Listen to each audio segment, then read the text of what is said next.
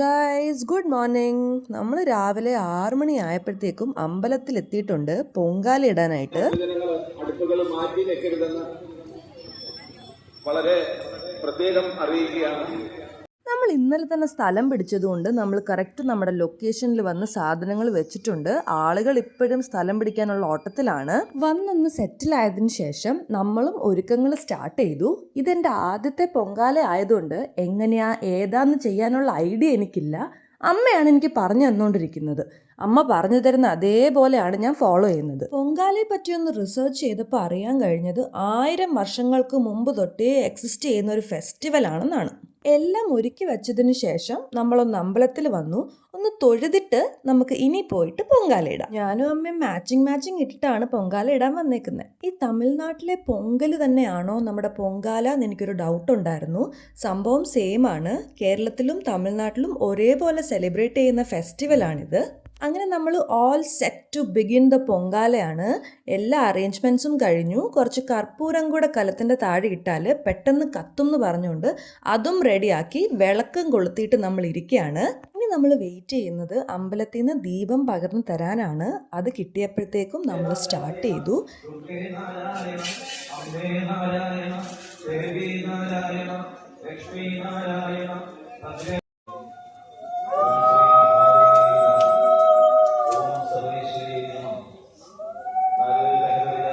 എൻ്റെ പൊങ്കാലയിൽ തീ കത്തിക്കൊണ്ടിരിക്കുന്നതേ ഉള്ളൂ. അടുത്തടുത്തുള്ള ആൾക്കാരുടെയൊക്കെ പൊങ്കാല തിളച്ചു കഴിഞ്ഞു. എല്ലാവരുടെയും മുഖത്ത് ഒരു പേടിയും ഭക്തിയും ഒക്കെ നിറഞ്ഞിരിക്കുകയാണ്. അങ്ങനെ കുമാരിയമ്മയുടെയും പൊങ്കാല തിളച്ചു. ഇപ്പോഴാണ് സമാധാനം ആയെന്ന് കുമാരിയമ്മ പറയുന്നുണ്ടായിരുന്നു. നമ്മൾ പക്ഷേ സ്റ്റിൽ വെയിറ്റിംഗ് ആണ് ഗൈസ്.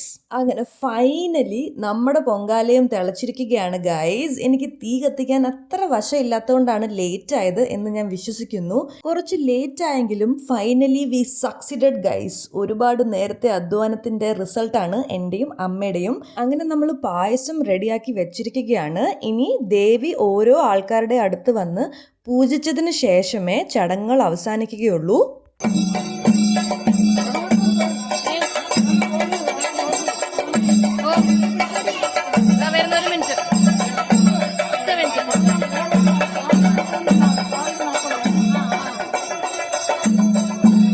നമ്മുടെ പൊങ്കാല പൂജിച്ചു. അമ്പലത്തിൽ പോയി ഒന്ന് തൊഴുതിട്ട് നമ്മളിനി തിരിച്ചു പോവുകയാണ്. So guys, my first Pongala was A success. Thank you so much everyone who supported me for this. എൻ്റെ സപ്പോർട്ട് സിസ്റ്റംസ് ആണ് ഈ പൊയ്ക്കൊണ്ടിരിക്കുന്നത്. അങ്ങനെ നമ്മൾ താഴൂർ അമ്പലത്തിനോട് ബൈ ബൈ പറഞ്ഞിട്ട് ഇനി വീട്ടിലേക്ക് പോവുകയാണ്. എന്നിട്ട് നമ്മുടെ പായസം നമുക്കൊന്ന് കഴിച്ചു നോക്കാം. അമ്മ തന്നെ കഴിച്ചു നോക്കട്ടെ ഗൈസ്, എന്നിട്ട് എങ്ങനെയുണ്ടെന്ന് പറയട്ടെ. കൊള്ളാമോ? ഗൈസ്, എല്ലാം പറഞ്ഞ പോലെ കുറച്ച് പായസം കഴിച്ചോളൂ. Bye bye.